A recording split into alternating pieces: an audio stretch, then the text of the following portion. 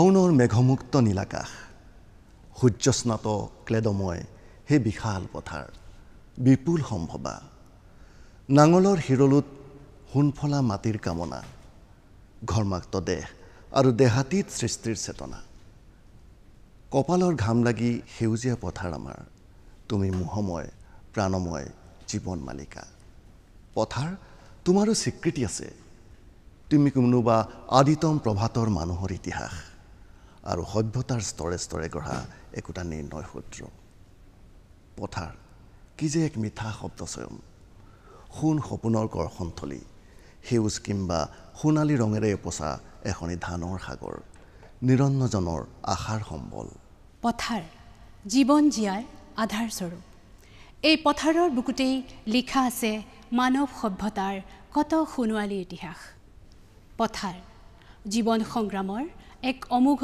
শক্তি সেয়েহে যুগে যুগে মাটিৰ মানুহে গাই আহিছে পথাৰৰ বন্দনা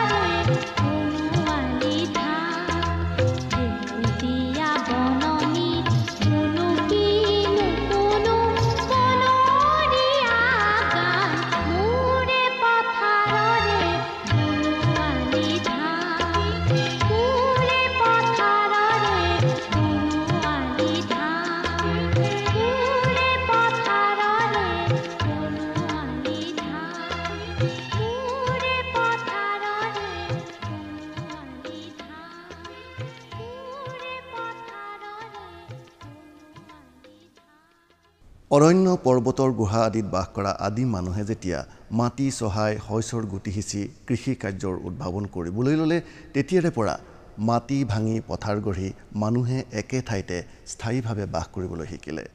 গাঁও সমাজ আদি ধাৰণাৰ জন্ম হ'ল। পথাৰৰ বুকুতেই মানুহৰ খাদ্যৰ চাহিদা পূৰণ হোৱাৰ লগে লগে মানুহৰ চিন্তা চেতনাৰ বিকাশ হ'ব ধৰিলে। চিন্তা চেতনাৰ বিকাশৰ লগে লগে আদিম মানুহে বনৰীয়া জন্তুক পোহ মনাই কৃষি কাৰ্যত ব্যৱহাৰ কৰিবলৈ লোৱাটো আছিল এক যুগান্তকাৰী পদক্ষেপ। বনৰীয়া গৰু, ম'হ, ঘোঁৰা, হাতী আদি পোহ মনাই কৃষি কাৰ্যত ব্যৱহাৰ কৰিবলৈ সক্ষম হ'ল। লগতে আৱিষ্কাৰ হ'ল নানাবিধ কৃষি সঁজুলি। হাবিৰ কাঠ বাঁহ আনি নাঙল, যুঁৱলি, মৈ আদি তৈয়াৰ কৰি কৃষিভূমি কৰ্ষণ কৰিবলৈ ধৰিলে। লুৰ আৱিষ্কাৰে মানুহৰ উত্তৰণত এক গুৰুত্বপূৰ্ণ ভূমিকা পালন কৰিলে। লুৰ পৰা বিভিন্ন যুদ্ধৰ সঁজুলি নিৰ্মাণ হোৱাৰ লগতে বিভিন্ন কৃষিজাত সামগ্ৰী যেনেকৈ নাঙলৰ ফাল, কোৰ, দা, কুঠাৰ আদি নিৰ্মাণ হ'ব ধৰিলে আৰু লুৰ আৱিষ্কাৰে কৃষিখণ্ডত এক আমূল পৰিৱৰ্তন সাধন কৰিলে। প্ৰকৃতিৰ বুকু কৰ্ষণ কৰি আদিম মানুহে মাটিতেই সোণ ফুলাবলৈ আৰম্ভ কৰিলে। এখন শইচ সোণোৱালী বিনন্দীয়া প্ৰকৃতিৰ সৃষ্টিৰে আদিম মানুহে সভ্যতাৰ শিখৰলৈ আৰোহণ কৰিবলৈ সক্ষম হ'ল।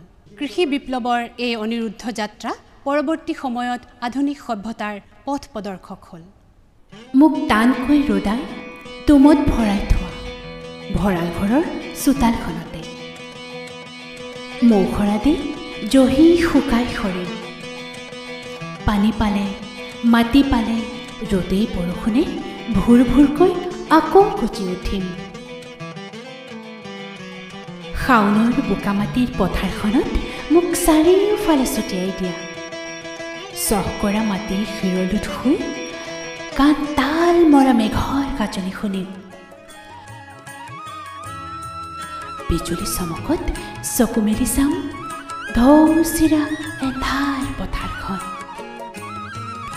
আকাশ ভাঙি সুৰ সুৰকৈ বৰষুণ আহক, আৰম্ভ হওক শস্যমালাৰ ধান সোণোৱালী ভ্ৰমণ।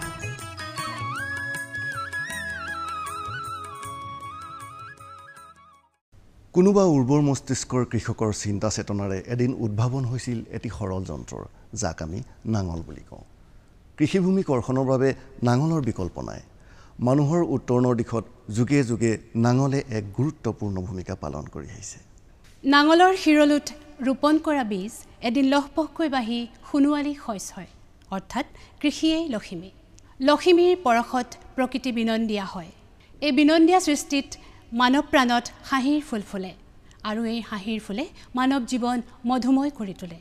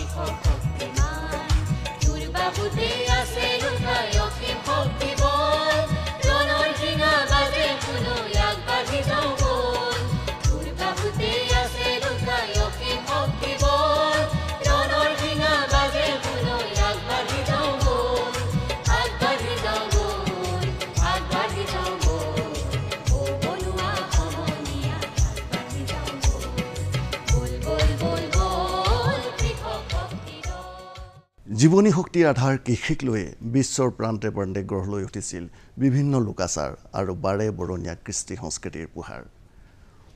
পথাৰৰ কেঁচা মাটিৰ গোন্ধই বহু কবি শিল্পী সাহিত্যক সৃষ্টি কৰিবলৈ অনুপ্ৰেৰণা যোগাইছিল। আনহাতে বহু শিল্পী সাহিত্যিকে কৃষকসকলক উৎসাহ উদ্দীপনা যোগাবলৈ গীত কবিতা আদি ৰচনা কৰি আহিছে। মাটি আৰু মানুহৰ আত্মিক সম্বন্ধতেই গঢ় লৈ উঠিছে সভ্যতাৰ স্বৰ্ণসৌধ। সেইবাবে মাটিকেই মাতৃ বুলি বুকুত সাৱটি লৈ কৃষকসকলে জীৱন সংগ্ৰামত অৱতীৰ্ণ হৈ আহিছে। অসমীয়াৰ মানত ধানেই ধন ধানেই মান, সোণগুটিস্বৰূপ এই ধানমুঠিৰ কাৰণেই অসমৰ কৃষকসকলে যুগে যুগে পথাৰকে আপোন কৰি আহিছে বিভিন্ন ধৰণৰ বিপদ আপদৰ সময়তো।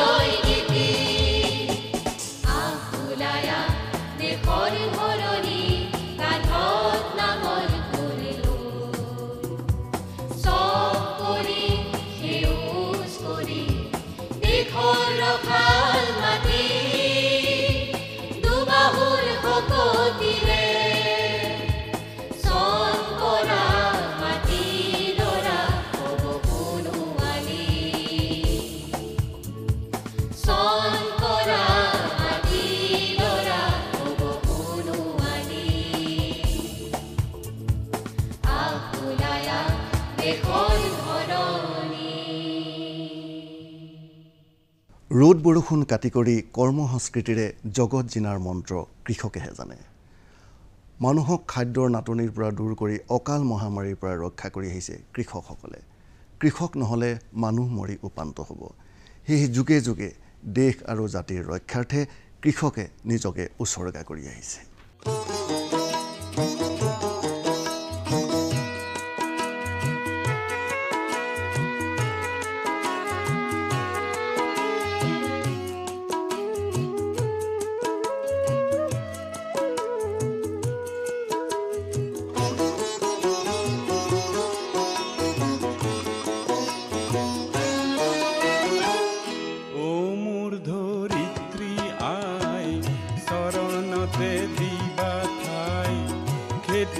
খেতিয়কৰ নিস্তাৰ নাই মাটি বিনে অসহায় দয়া কৰা দয়াশীলাই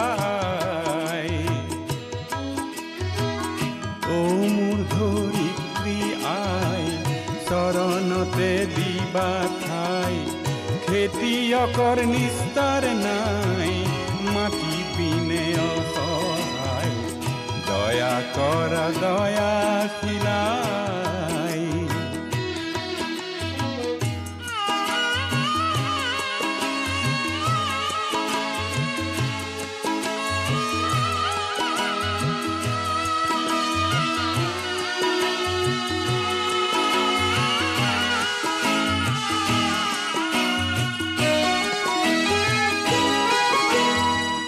ৰ'দ বৰষুণ কাটি কৰি ঘাম পেলাই চহ কৰি তোমাৰ বুকুৰ সোণ চপাওঁ আনে নিয়ে কাঢ়ি ধৰিত্ৰী আই মোৰ আমাক তুমি নেৰিবা তোমাৰ চেনেহ দিনে আই আমি নিৰূপাই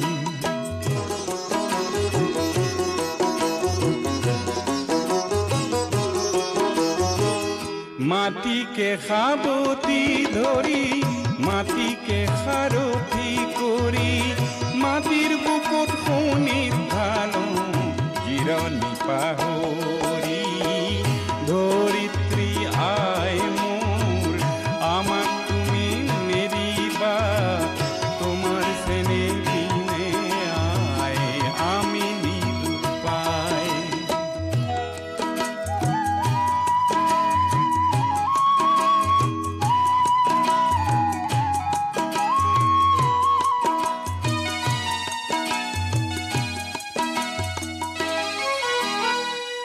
মই হলো মাউৰা ল'ৰা মোৰ আই নাই কাবুল কৰোঁ ধৰিত্ৰী মোৰ তুমি হবা আই মই হলো মাউৰা ল'ৰা মোৰ আই নাই কাবুল কৰোঁ ধৰিত্ৰী মোৰ তুমি হবা আই মাটি আৰু খেতিয়কৰ সম্বন্ধ আছে যুগ যুগৰ কৃষক মাটিৰ মিলনত দিয়ে অন্তৰায় ও মোৰ ধৰিত্ৰী আই চৰণতে দিবা ঠাই খেতিয়কৰ নিস্তাৰ নাই মাটি বিনে অসহায় দয়া কৰা দয়াশীলাই দয়া কৰা দয়াশীলাই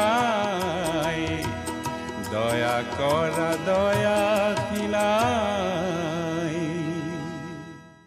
অসমীয়াত এষাৰ কথা আছে মন কৰিলেই চন বকৰাণী মাটিতেই ধন অসমৰ কৃষক সমাজে হাড়ক মাটি কৰি তেজক পানী কৰিও পথাৰৰ বুকুত সোণ ফুলাবৰ বাবে অহৰ্নিশে শ্ৰম কৰি যায় কপালৰ কেঁচা ঘামতো প্ৰাপ্তিৰ সপোন দেখে অসমৰ কৃষক সমাজে খাদ্যৰ অবিহনে পৃথিৱীত কোনো মানুহে জীয়াই নাথাকে এই খাদ্য উৎপাদন হয় কৃষকসকলৰ দ্বাৰা কৃষি সংস্কৃতিৰে গতিকে আহক আমি এই কৃষি বিপ্লৱৰ অক্লান্ত সৈনিক হৈ অসমক সমৃদ্ধিশালী কৰি তোলো কৰ্মসংস্কৃতিৰে স্বাৱলম্বিতাৰ নিদৰ্শন হৈ স্বাভিমানী অসমীয়া হিচাপে বিশ্বৰ বুকুত জিলিকি ৰওঁ